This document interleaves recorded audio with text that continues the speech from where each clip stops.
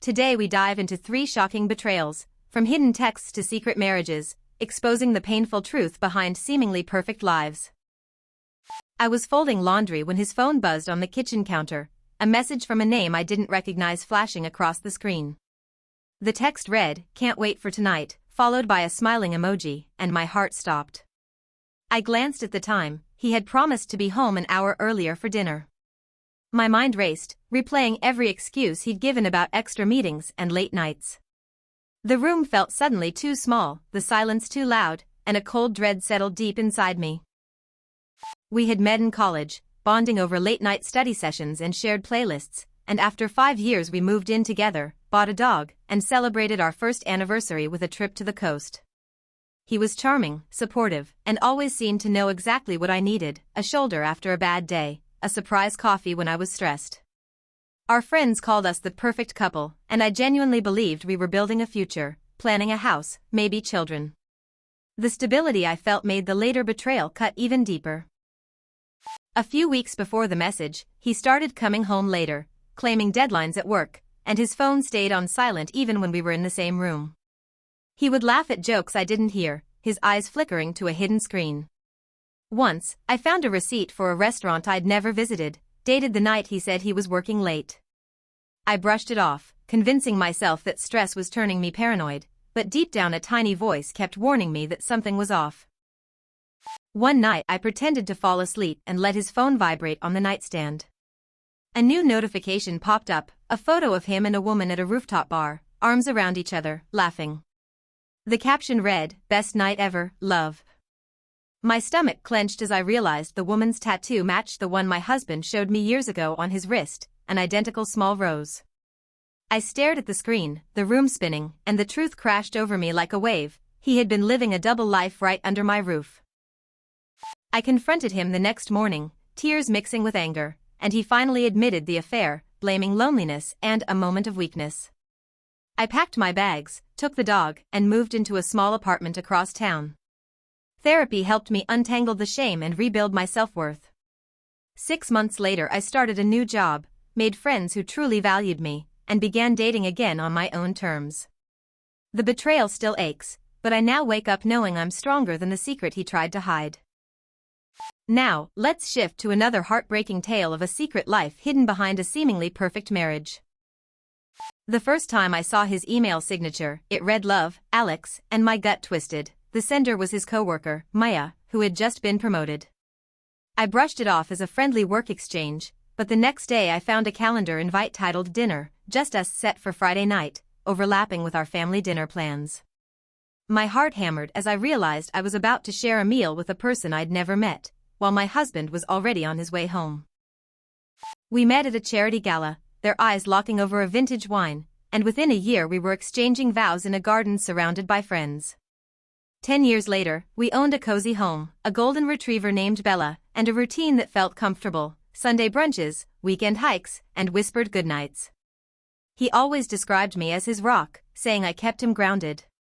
I believed his compliments, cherished the stability, and never imagined that the same person I trusted could be leading another life on the side. Around the 3rd year of his new job, his work phone became a separate device he never let me touch, and he started taking late lunches that lasted for hours. He'd receive calls that he answered in the bathroom, whispering urgently, and his smile would fade when I asked about his day. One evening I found a half-eaten appetizer in the trash that didn't match any of the meals we cooked, and a receipt for a hotel downtown dated the same night. I felt a knot forming. The night I decided to follow him, I parked 2 blocks away, watching as he stepped into a sleek black car with a woman whose perfume reminded me of jasmine. They laughed, slipped into a downtown boutique, and emerged with matching scarves. I stood frozen, heart pounding, as he turned, caught my gaze, and smiled, an intimate smile that wasn't meant for me. In that instant the illusion shattered. The man I loved was holding someone else's hand, and I finally understood the depth of his deception. I confronted him at home, demanding answers. He stammered, then confessed, pleading for forgiveness. I left that night, taking Bella and my belongings, and moved in with my sister. Counseling helped me process the betrayal and rebuild confidence. 6 months later, I returned to work, received a promotion, and started dating again, this time with someone who respected my boundaries. The pain remains a quiet ache, but I now live each day with renewed self-respect, refusing to let his secret define my future. Our final story reveals a hidden marriage where the betrayal lasted years, culminating in an unexpected act of empowerment. I found a stack of wedding invitations tucked behind the dryer, all addressed to my husband in a different name, dated over the past 3 years. Each invitation was for a small ceremony or intimate gathering, and the cards were already marked yes. My hands trembled as I flipped through the pages, seeing photos of a smiling bride I'd never met, standing beside the man I'd called my forever. The realization that he had been married twice while I was oblivious hit me like a freight train. We met at a coffee shop, instantly clicking over shared love for indie films and weekend hikes. After dating for a year, we moved in together, adopted a rescue cat, and celebrated our 2-year anniversary with a surprise trip to the mountains. He always spoke about commitment, saying he'd never settle for anything less than true love. I introduced him to my family, and he seemed genuinely eager to build a future. Our friends called us the couple that finally found each other, and I believed his promises wholeheartedly. Around the 2nd year, he started receiving calls after midnight, muttering "I'll be home soon" before hanging up. He began buying gifts for a friend and hiding receipts in a shoebox labeled miscellaneous. He would cancel our date nights, claiming he was working late, yet his car was later seen parked near a downtown hotel.